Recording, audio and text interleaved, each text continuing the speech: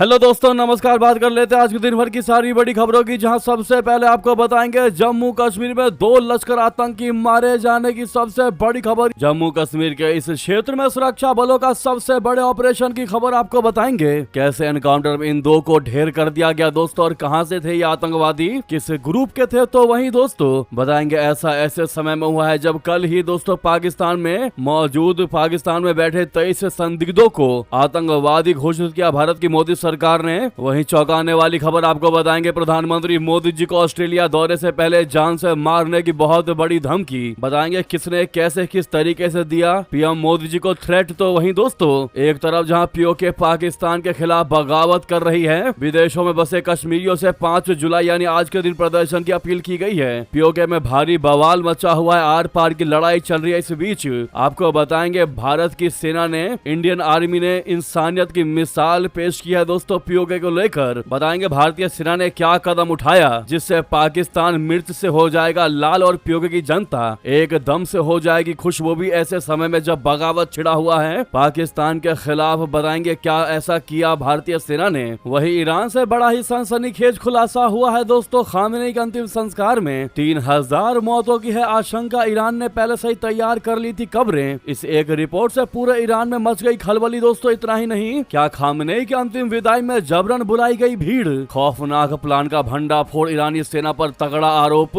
तो वहीं उससे भी बड़ी चौंका देने वाली जानकारी आपको बताएंगे, आखिर भूटान ने क्यों रिजेक्ट कर दिया भारत का E20 एथेनॉल फ्यूल दोस्तों। क्या बताई इसकी वजह, क्यों एथेनॉल युक्त पेट्रोल नहीं खरीदना चाहता भारत से भूटान। क्या सच में E20 पेट्रोल से खराब हो रही है आपकी गाड़ियां, कार, बाइक्स, क्या है इस पर जानकारी दोस्तों। आज एक से एक बेहतरीन से बेहतरीन अपडेट आपको बताएंगे, बस आप वीडियो के अंत तक बने रहिएगा। और खबरों में आगे बढ़ने से पहले मानते हैं कि पाकिस्तान में बैठे 23 संदिग्धों को जो आतंकवादी घोषित किया है भारत की मोदी सरकार ने, बिल्कुल सही फैसला लिया। और पीओके जल्द ही भारत के पास होगा। तो वीडियो को लाइक करके, चैनल को सब्सक्राइब करके, बेल आइकन दबा के कमेंट में जय हिंद कह दीजिएगा। बात करते हैं पहली सबसे बड़ी और शॉकिंग खबर की, जहां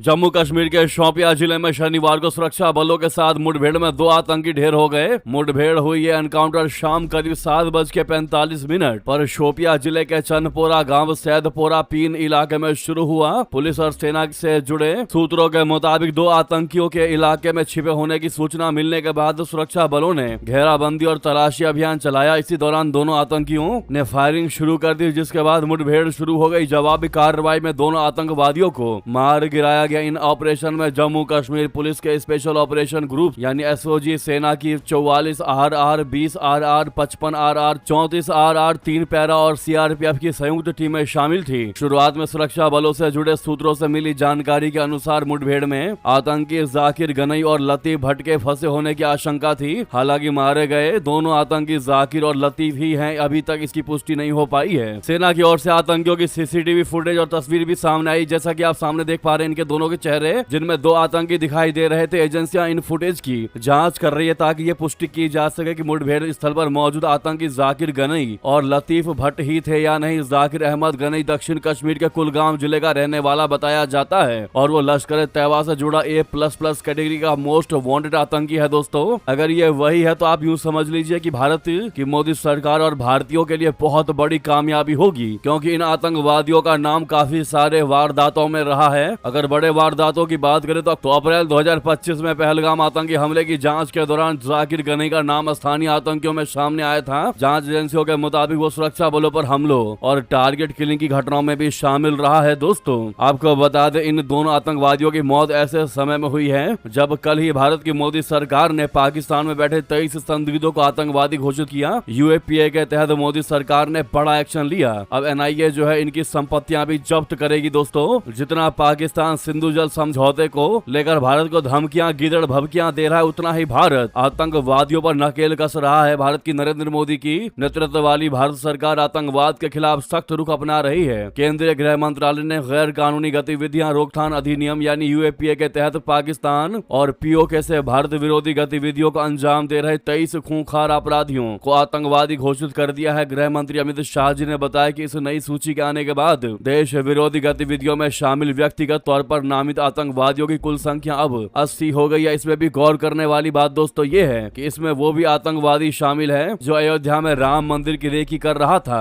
आरएसएस मुख्यालय की भी रेकी की गई थी। अब इन सब पर नकेल कसा जा रहा है दोस्तों। भारत की मोदी सरकार के इस फैसले का क्या आप समर्थन करते हैं? क्या ये बिल्कुल सही फैसला लिया गया है? आप लोग क्या कहते हैं जरूर कमेंट करके बताइएगा। रिक्वेस्ट है, सामने लाइक का बटन अभी तक लाइक नहीं किया तो इस लाइक के बटन को जरूर दबा दीजिएगा। तो वहीं आपको बता दें,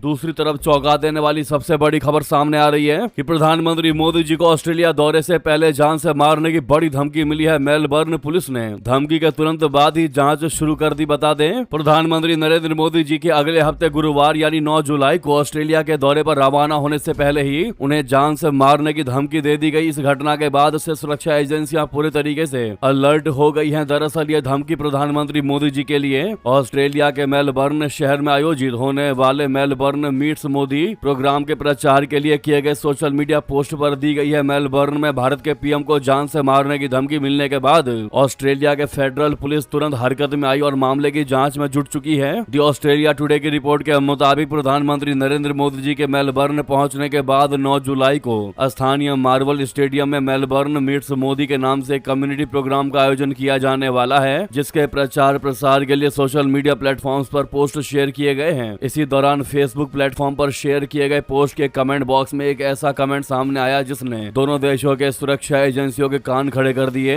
रिपोर्ट के मुताबिक पोस्ट के कमेंट बॉक्स में अबू मुस्तफा के नाम से एक टिप्पणी की गई जिसमें प्रधानमंत्री नरेंद्र मोदी जी को उनकी ऑस्ट्रेलिया यात्रा पर मारने की धमकी दी गई। कमेंट में लिखा था कि कार्यक्रम के दौरान स्टेडियम की छत को बंद कर देना चाहिए, नहीं तो वो ऑस्ट्रेलिया में अपनी मौत के लिए आएगा। दोस्तों, मामले से जुड़े सूत्रों के हवाले से द ऑस्ट्रेलिया टुडे ने रिपोर्ट में बताया कि जांचकर्ताओं ने फेसबुक पोस्ट पर कमेंट करने वाले शख्स के आईपी एड्रेस को ढूंढ निकाला है और अब ये जांच की जा रही है कि ये कमेंट किसने किया और इसके पीछे उस व्यक्ति का मकसद क्या था। इसके अलावा इस बात की भी तफ्तीश की जा रही है कि क्या इस घटना के जरिए किसी आपराधिक कानून का भी उल्लंघन हुआ है। रिपोर्ट के अनुसार ऑस्ट्रेलिया में किसी भी देश के प्रमुख या राष्ट्रीय अध्यक्ष की यात्रा के दौरान खतरा उत्पन्न करने का प्रयास को देश के लॉ एंड एनफोर्समेंट एजेंसीज की तरफ से बेहद संजीदगी के साथ देखा जाता है और इसके खिलाफ गंभीर कार्रवाई भी की जाती है। अब ऐसे में मेलबर्न की पुलिस जो है वो इस मामले में पूरे तरीके से जांच में जुट चुकी है। दोस्तों, ऐसे में पीएम मोदी की ऑस्ट्रेलिया यात्रा को लेकर आपकी क्या है निजी राय, कमेंट करके बताइएगा। वहीं आपको बता दें अगली बड़ी खबर,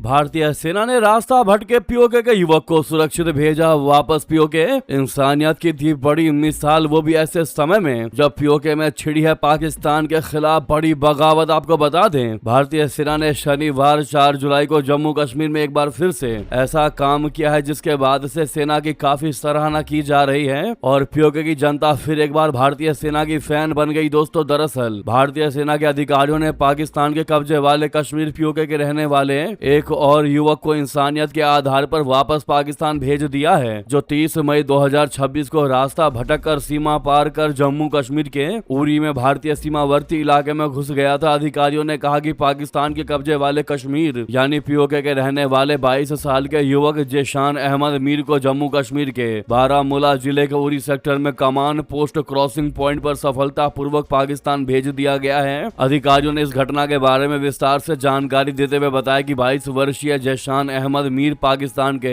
कब्जे वाले कश्मीर यानी पीओके के पैनकाड़ी गांव का रहने वाला था, जिसे भारतीय सेना के जवानों ने 30 मई 2026 की शाम को उरी के हाजीपीर सेक्टर में हिरासत में ले लिया था। हिरासत में लिए जाने के बाद शुरुआती तौर पर उसे जरूरी पूछताछ और फॉर्मल कानूनी कागजात के लिए लोकल पुलिस को सौंप दिया गया था। सभी जरूरी फॉर्मेलिटीज के पूरा हो जाने के बाद भारतीय सेना के अधिकारियों ने अपने पाकिस्तानी समकक्षों से संपर्क किया और युवक को बारामूला जिले के उरी में कमान पोस्ट बॉर्डर क्रॉसिंग पर सौंप दिया। जी हां दोस्तों, आपको बता दें कि भारतीय सेना की तरफ से सीमा पार से भटककर भारत में दाखिल होने वाले पाकिस्तानी नागरिक को वापस भेजने का कश्मीर घाटी में यह दूसरा मामला है। इससे पहले 19 जून को ही ऐसा किया था भारत की सेना ने। दोस्तों, यानी एक बार फिर पीओके की जनता का दिल जीता है भारत की सेना ने, वो भी ऐसे समय में जब पीओके में शहबाज शरीफ और आसिफ मुनीर के खिलाफ बगावत शुरू हो चुकी है और पीओके की जनता बिल्कुल भी पाकिस्तान के साथ नहीं जुड़ना चाहती, नहीं रहना चाहती। वो लगातार भारत से मदद की गुहार लगा रही है। इस बीच भारतीय सेना के इस इंसानियत ने उनका दिल जीत लिया। दोस्तों, आपको बता दें, जब बात पीओके की हो ही रही है तो पीओके में फिलहाल क्या चल रहा है, क्या है वहां के अपडेट्स, आपको बताते हैं। पाकिस्तान के कब्जे वाले कश्मीर यानी पीओके के रावलाकोट में सेना और सरकार के खिलाफ एक सभा में बड़ी संख्या में लोग इकट्ठा हुए। यहाँ अधिवक्ता मेहराह ख्वाजा ने पाकिस्तान की सेना पर निर्दोष नागरिकों की हत्या का आरोप लगाया। इसके साथ ही उन्होंने विदेशों में रह रहे कश्मीरियों से 5 जुलाई को बड़े पैमाने पर विरोध प्रदर्शन करने की अपील की। सभा को संबोधित करते हुए ख्वाजा ने कहा कि किसी भी कानून के तहत सेना को किसी की हत्या करने का अधिकार नहीं है। उन्होंने पाकिस्तान के नेतृत्व की आलोचना करते हुए कहा कि अगर वो सार्थक संवाद करने में सक्षम नहीं है तो उसे पद छोड़ देना चाहिए। उन्होंने ब्रिटेन में रहने वाले कश्मीरी समुदाय से भी आज यानी 5 जुलाई को बड़े स्तर पर प्रदर्शन आयोजित कर पाकिस्तान की कार्रवाई की ओर अंतर्राष्ट्रीय समुदाय का ध्यान आकर्षित करने की अपील की है। मेहराम ख्वाजा ने कहा कि मैं अपील करता हूं कि 5 जुलाई को विदेशों में रहने वाले सभी कश्मीरी अपनी आवाजों को बुलंद करें। बर्मिंघम से लेकर लंदन तक सभी कश्मीरी पाकिस्तान के खिलाफ आवाज उठाएं। उन्होंने पाकिस्तान पर क्षेत्र के संसाधनों के दोहन का गंभीर आरोप लगाया और कहा कि लोगों की समस्याओं का समाधान करने के बजाय अब अपने ही नागरिकों की हत्या की जा रही है। उन्होंने विभिन्न शहरों के लोगों से सड़कों पर उतरने, बाजार और चौक पूरी तरीके से बंद रखने की भी अपील की। सभा में बड़ी संख्या में लोग मौजूद थे।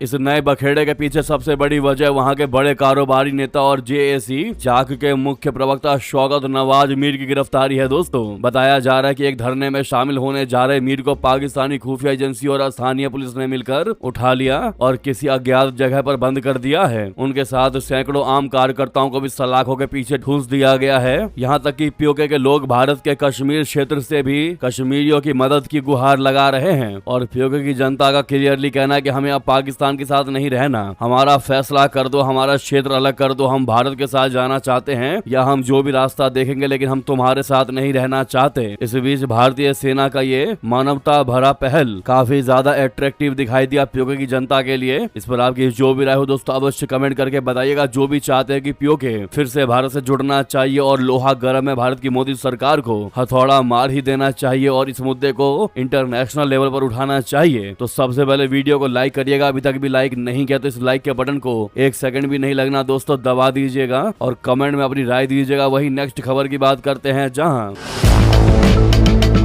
दलाई लामा से डर या फिर बौद्ध धर्म पर कब्जा। जी हां, तिब्बत में चीन का खतरनाक खेल भिक्षुओं को बना रहा सरकारी कर्मचारी। दोस्तों, चीन में बौद्ध धर्म को आध्यात्मिक आस्था के बजाय राजनीतिक नियंत्रण के औजार के रूप में इस्तेमाल किया जा रहा है। एक रिपोर्ट में दावा किया गया है कि मंदिरों को पर्यटन केंद्रों में बदला जा रहा है, भिक्षुओं को सरकारी कर्मचारियों की तरह संचालित किया जा रहा है और धार्मिक ग्रंथों को इस तरह प्रस्तुत किया जा रहा है कि वे चीन की कम्युनिस्ट पार्टी बोले तो सीसीपी के प्रति निष्ठा को बढ़ावा दें। दोस्तों, यूरोपियन टाइम्स में प्रकाशित लेख में खेत रूप थोंडपू ने लिखा कि चीन का बौद्ध धर्म के प्रति रुख आस्था पर नहीं बल्कि राजनीतिक उपयोगिता पर आधारित है। उनके अनुसार संवैधानिक रूप से नास्तिक होने के बावजूद चीनी कम्युनिस्ट पार्टी धर्म को तभी स्वीकार करती है जब उसे सांस्कृतिक विरासत, पर्यटन या समाजवाद के पूरक के रूप में प्रस्तुत किया जा सके। लेकिन जहां बौद्ध धर्म राजनीतिक या जातीय पहचान से जुड़ता है, विशेषकर तिब्बत में, वहां उसे खतरे के रूप में देखा जाता है। रिपोर्ट में दावा किया गया है कि बीजिंग ये कहता है कि तिब्बती लामा, यहाँ तक कि भविष्य के दलाई लामा के पुनर्जन्म को मंजूरी देने का अधिकार भी उसके पास है। लेख के मुताबिक ये तिब्बती बौद्ध परंपरा को उसकी आध्यात्मिक विरासत से अलग कर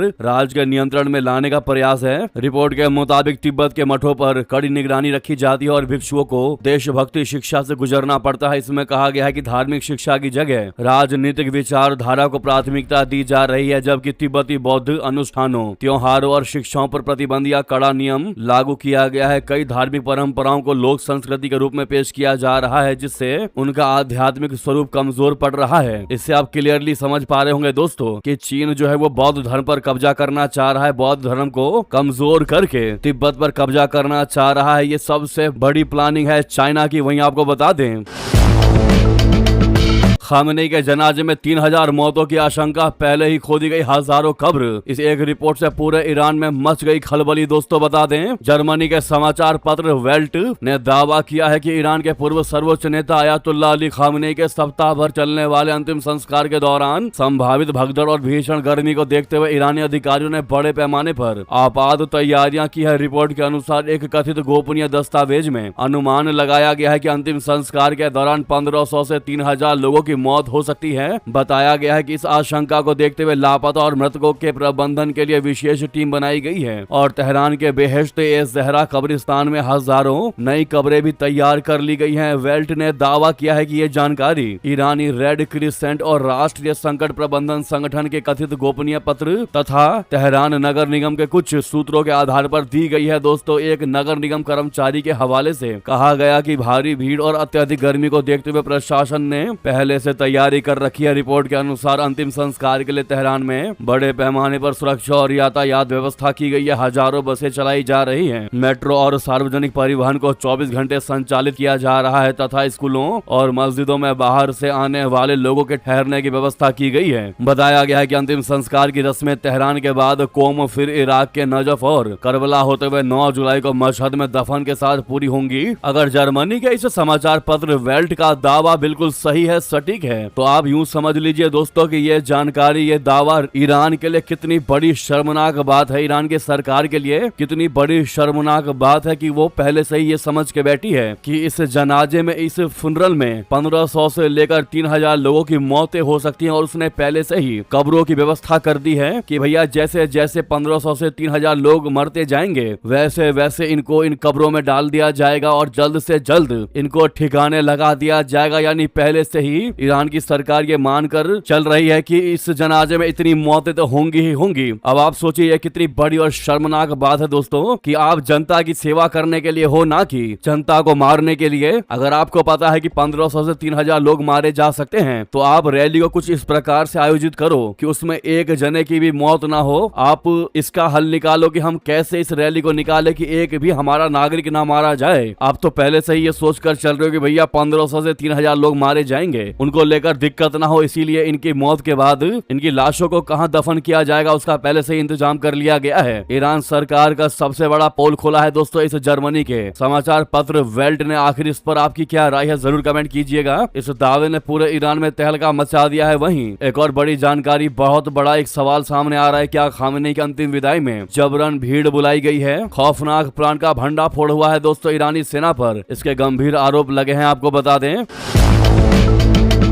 ईरान के पूर्व supreme leader Ayatollah Ali Khamenei के अंतिम संस्कार समारोह के बीच सरकार पर लोगों और कारोबारियों पर दबाव बनाने का आरोप लगे हैं। ईरान इंटरनेशनल की एक रिपोर्ट के मुताबिक कई कर्मचारियों, दुकानदारों और व्यापारियों को अंतिम संस्कार में शामिल होने और अपने कारोबार उस दिन बंद रखने के निर्देश दिए गए हैं। रिपोर्ट में दावा किया गया है कि आदेश नहीं मानने वालों के खिलाफ कार्रवाई की चेतावनी भी दी गई है। हालांकि इन दावों की स्वतंत्र रूप से पुष्टि नहीं हो पाई है और ईरानी सरकार ने इन आरोपों पर कोई आधिकारिक प्रतिक्रिया भी नहीं दी, ना तो मना किया और ना ही कोई प्रतिक्रिया दी। रिपोर्ट के मुताबिक तेहरान के कई व्यापारियों को मैसेज भेजकर ये कहा गया है कि भैया अंतिम संस्कार होना है, इसीलिए उस दिन अपनी दुकानें या कार्यालयों को बिल्कुल भी ना खोलें। एक रियल एस्टेट कारोबारी ने दावा किया कि उनके यूनियन की ओर से कार्यालय बंद रखने और समारोह में शामिल होने का निर्देश मिला है। कुछ दुकानदारों का कहना है कि अगर उन्होंने एक दुकान खोली तो प्रशासन कार्रवाई कर सकता है। हालांकि इन दावों की स्वतंत्र पुष्टि अभी तक नहीं हुई है दोस्तों। यहाँ तक कि जिम और ग्रैंड बाजार भी बंद रखने का दावा किया जा रहा है। क्या ऐसा करके जबरदस्ती का खामेनी की अंतिम विदाई में भीड़ दिखाना चाहता है ईरान? अमेरिका, इजराइल जैसे बड़े देशों को एकजुटता का बड़ा संदेश देना चाह रहा है, फेक तरीके से, झूठे तरीके से, जिसकी सबसे बड़ी पोल खुल चुकी है। इस दावे ने ईरान की सरकार के पोल खोल दी है ईरानी सेना पर। इसके गंभीर आरोप लगे हैं जबरन भीड़ बढ़ाने का। दोस्तों उधर आपको बता दें इतना ही नहीं, खामेनी को सऊदी अरब ने श्रद्धांजलि दी, लेकिन कुरान की जिस आयत को पढ़ा गया है उस पर विवाद होने लगा। दोस्तों क्यों हो रहा है विवाद, बता दें। ईरान के दिवंगत सुप्रीम लीडर अली खामेनी को सऊदी अरब ने श्रद्धांजलि दी है। हालांकि विवाद इस पर नहीं है कि सऊदी अरब ने श्रद्धांजलि दी, बल्कि इस वजह से हुआ है कि श्रद्धांजलि के दौरान पढ़ी गई कुरान की पंक्तियों पर सवाल खड़े हो रहे हैं और इन पंक्तियों का अलग मतलब निकाला जा रहा है। बाकायदा इंटरनेट पर इसको लेकर बहस देखने को मिल रही है। वहीं कयास लगाए जा रहे हैं कि सऊदी अरब इन पंक्तियों के जरिए किसी तरह का संदेश दुनिया को देना चाहता हो। दोस्तों सऊदी अरब से कई वरिष्ठ नेता शामिल हुए। कुरान की जिन पंक्तियों को पढ़ा गया है उसे लोग क्षेत्रीय संघर्ष के तौर पर देख रहे हैं। दरअसल हुआ यूं कि सऊदी का डेलीगेशन ईरान अली खामेनी को श्रद्धांजलि देना पहुंचा। इस डेलीगेशन का नेतृत्व वहां डिप्टी फॉरेन मिनिस्टर वलीद अल खरेजी कर रहे थे। 3 जुलाई को इस डेलीगेशन ने ताबूत के सामने प्रार्थना की और श्रद्धांजलि दी। इसमें कुरान की जो पंक्तियां पढ़ी गई वो कुरान के अल इमरान की 3:13 पंक्ति है। इस कुरान में बद्र की लड़ाई का जिक्र है। इसका मतलब है कि दो सेनाएं हैं, पहली वो जो अल्लाह के लिए लड़ रही है और दूसरी जो उनको नहीं मानती। अब अल्लाह जिसे चाहे जीत दे, ऐसे में माना यह जा रहा है कि इन पंक्तियों के जरिए सऊदी अरब ने स्पष्ट करने का प्रयास किया है कि ईरान अल्लाह के लिए लड़ रहा है। सऊदी के अलावा मिडल ईस्ट के इलाके के कई नेता खामेनेई को श्रद्धांजलि देने पहुंचे। वहीं खामेनेई के अंतिम संस्कार समारोह में गूंजे ट्रंप को मार डालो, ट्रंप को मार डालो, अमेरिका को खत्म कर दो के नारे। सुप्रीमो के साथ 14 महीने की पोती का भी ताबूत देख रो पड़े राष्ट्रपति पजेश्कियान। तो ये सारी बड़ी जानकारियां सामने आ रही थी ईरान के पूर्व supreme leader Ayatollah Ali Khamenei के अंतिम संस्कार समारोह को लेकर। लेकिन वहीं अब नेक्स्ट खबर की बात करते हैं, जहां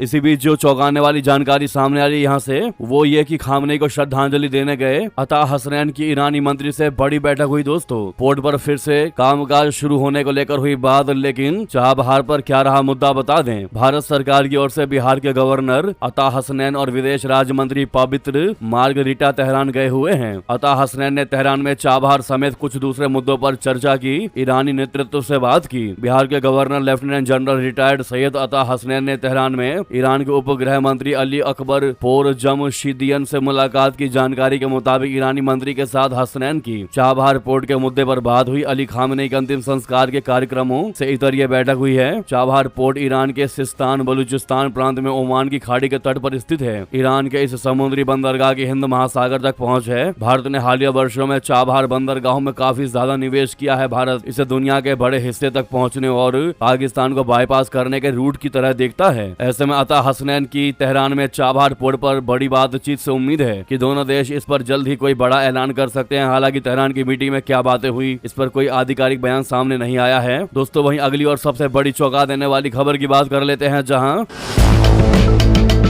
इंडोनेशिया को भारत देगा ब्रह्मोस मिसाइल। पीएम मोदी के दौरे में हो सकती है बड़ी डिफेंस डील, चीन की बढ़ेगी टेंशन। आपको बता दें, प्रधानमंत्री नरेंद्र मोदी जी अगले हफ्ते इंडोनेशिया, ऑस्ट्रेलिया और न्यूजीलैंड का दौरा करेंगे। सबसे खास दौरा इंडोनेशिया का होने वाला है। इस दौरान भारत और इंडोनेशिया के बीच ब्रह्मोस मिसाइल डील पर मुहर लग सकती है। लंबे वक्त से यह डील चर्चा में था। अगर यह डील हो जाती है दोस्तों, तो यह भारत के लिए डिफेंस एक्सपोर्ट की सबसे बड़ी सफलता होगी। इसके साथ साउथ ईस्ट एशिया में भारत की धमक और मजबूत होगी। बताया यह भी जा रहा है कि मलेशिया और थाईलैंड ने भी इसमें दिलचस्पी दिखाई है। अगर यह बातचीत डील में बदल जाती है तो इसका नतीजा एशिया के कुछ सबसे स्ट्रेटेजिक रूप से सेंसिटिव इलाकों के आस पास ब्रह्मोस की एक चेन होगी। अगर यह डील होती है तो इससे न सिर्फ भारत की शक्ति बढ़ेगी बल्कि चीन को भी कई मोर्चों पर झटका लगेगा। साउथ ईस्ट एशिया क्षेत्र में चीन अपनी सैन्य ताकत बढ़ा रहा है, तो वहीं साउथ चाइना सी के आसपास के देश समंदर तटों और द्वीपों पर चौक पॉइंट पर कब्जा करते हैं, जहां से नेवी को काम करना होता है। लंबी दूरी की मिसाइल चीन के जहाजों से मुकाबला किए बिना इस क्षेत्र में अपनी पकड़ मजबूत कर सकती है। क्या लगता है आपको दोस्तों, क्या प्रधानमंत्री मोदी जी के इंडोनेशिया जाने के बाद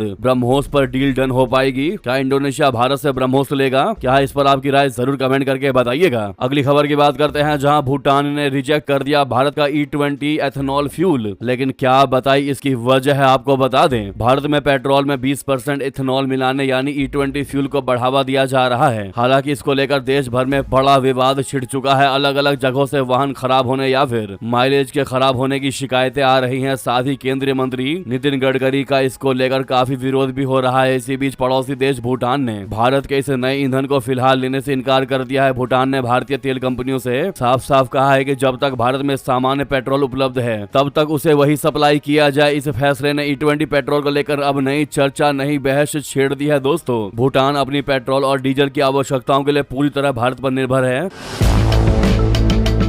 Indian oil, IOCL, Bharat petroleum, BPCL और हिंदुस्तान पेट्रोलियम HPCL जैसी भारतीय कंपनियां ही वहां ईंधन की सप्लाई करती हैं। अभी तक भारत भूटान को हाई क्वालिटी रिफाइंड पेट्रोल भेजता रहा है, लेकिन जब भारतीय कंपनियों ने 20% इथेनॉल मिश्रित E20 पेट्रोल भेजने का प्रस्ताव दिया तो भूटान के व्यापार विभाग ने इसे फिलहाल स्वीकार करने से मना कर दिया। इससे नितिन गडकरी के एथेनॉल ब्लेंडिंग वाले मिशन को बहुत बड़ा झटका लगा है दोस्तों, कि भाई E20 को लेकर अब भूटान भी मना कर रहा है कि हम नहीं खरीदेंगे इसको। अगर इंडिया टुडे की रिपोर्ट की बात करें तो भूटान के इस फैसले की सबसे बड़ी वजह उसका पुराना ईंधन भंडारण सिस्टम है। देश के पहाड़ी और नमी वाले इलाकों में आज भी ज्यादातर पुराने स्टील के भूमिगत फ्यूल टैंक इस्तेमाल किए जाते हैं। अधिकारियों का कहना है कि इन टैंकों में पानी के रिसाव का खतरा रहता है, जो E20 पेट्रोल के लिए बहुत बड़ी समस्या बन सकता है। तकनीकी रूप से इथेनॉल में हाइड्रोक्सिल समूह होता है, जिसकी वजह से ये हाइग्रोस्कोपिक यानी हवा और आसपास की नमी को तेजी से सोख लेता है। अगर E20 पेट्रोल में थोड़ा भी पानी मिल जाए तो उसे अलग करना मुश्किल मुश्किल हो जाता है। इससे स्टील के टैंक और पाइपलाइन में तेजी से जंग लग सकता है। अधिकारियों का मानना है कि लंबे समय में इससे ईंधन की क्वालिटी और वाहनों के इंजन दोनों प्रभावित हो सकते हैं। वहीं भूटान का दूसरा बड़ा तर्क यह है कि उसकी भौगोलिक स्थिति। जी हाँ, हिमालय इलाके में बसे इस देश की सड़कें संकरी और खड़ी चढ़ाई वाली होती हैं। यहाँ चलने वाले वाहनों को लगातार ज्यादा टॉर्क और इंजन पावर की आवश्यकता होती है। अधिकारियों का मानना है कि अगर ईंधन की गुणवत्ता में कोई भी कमी आई या इंजन की परफॉर्मेंस प्रभावित हुई तो पहाड़ी रास्तों पर दुर्घटनाओं का खतरा बढ़ सकता है। इसीलिए हम E20 नहीं खरीदेंगे, हमें नॉर्मल पेट्रोल ही चाहिए, ये कहना है भूटान का। दोस्तों, भारत में भी E20 पेट्रोल को लेकर अलग अलग राय सामने आ रही है। खासकर 2023 से पहले बने वाहनों के कई मालिकों का दावा है कि E20 इस्तेमाल करने के बाद उनकी गाड़ियों का माइलेज कम हुआ है और मेंटेनेंस का खर्च बढ़ गया है। हालांकि सरकार का कहना है कि E20 से इंजन की कार्य क्षमता और पिकअप बेहतर होता है। हाल ही में सुप्रीम कोर्ट में भी इस नीति को लेकर सुनवाई हुई थी। इसी बीच भारत अब E25 यानी 25% इथेनॉल ब्लेंडिंग वाले ईंधन की टेस्टिंग भी तेजी से कर रहा है। दोस्तों, ये बड़ा ही सेंसिटिव मामला है, ऐसे में आपकी राय तो इस मुद्दे पर बनती है। अगर इस मुद्दे पर हम आपसे ये सवाल पूछे कि E20 पेट्रोल जो भारत में बिना जनता की राय लिए सीधा सीधा लागू कर दिया गया, क्या ये ठीक फैसला लिया है केंद्र सरकार ने? केंद्र सरकार के बाकी फैसलों का काफी ज्यादा वेलकम किया जा रहा है, लेकिन ये फैसला उन लोगों को भी नाराज कर रहा है जो लगातार केंद्र सरकार को सपोर्ट करती आई है। उनका भी ये मानना है कि गाड़ियों के साथ खिलवाड़ नहीं किया जाना चाहिए और अगर टेस्टिंग करना ही है तो 4 से 5 तरह की गाड़ियों को लेकर सरकार को टेस्ट करना चाहिए था। आम जनता की गाड़ियों पर क्यों टेस्ट किया जा रहा है? वहीं दूसरा सबसे बड़ा सवाल दोस्तों ये है कि अगर सरकार को E20 लागू करना ही था तो लोगों के सामने चॉइस रखे जाते कि भैया जिसको E20 डलवाना हो E20 डलवाए, जिसको 100% यानी नॉर्मल पेट्रोल डलवाना हो नॉर्मल पेट्रोल डलवाए। चॉइस रखनी चाहिए थी। आप लोग क्या कहते हैं दोस्तों? इस मुद्दे पर आपकी क्या राय है? भारी मात्रा में कमेंट करके बताइएगा, क्योंकि काफी सेंसिटिव मामला है। अगर आप आज राय नहीं देंगे तो हो सकता है कुछ फैसले सही ना लिए जाएं। इसीलिए दोस्तों भारी मात्रा में कमेंट कीजिएगा। रिक्वेस्ट है कि जहां पर भी आपका ग्रुप हो, चाहे व्हाट्सएप, फेसबुक या एक्स, इस वीडियो को शेयर कर दीजिएगा ताकि हर कोई वीडियो को देखकर अपनी राय रख सके और भारत देश को आगे बढ़ा सके और सरकार भी आपके हिसाब से फैसले ले सके। दोस्तों, इसीलिए कमेंट करिएगा। साथ ही लगे हाथ तो वीडियो को लाइक करके चैनल को सब्सक्राइब करके बेल आइकन दबा के कमेंट में जय हिंद कहना बिल्कुल भी मत भूलिएगा। तो मिलते हैं आपसे अगली बड़ी खबर में। यहाँ तक बने रहने के लिए आप सभी का बहुत बहुत धन्यवाद, बहुत बहुत आभार। जय हिंद, जय भारत।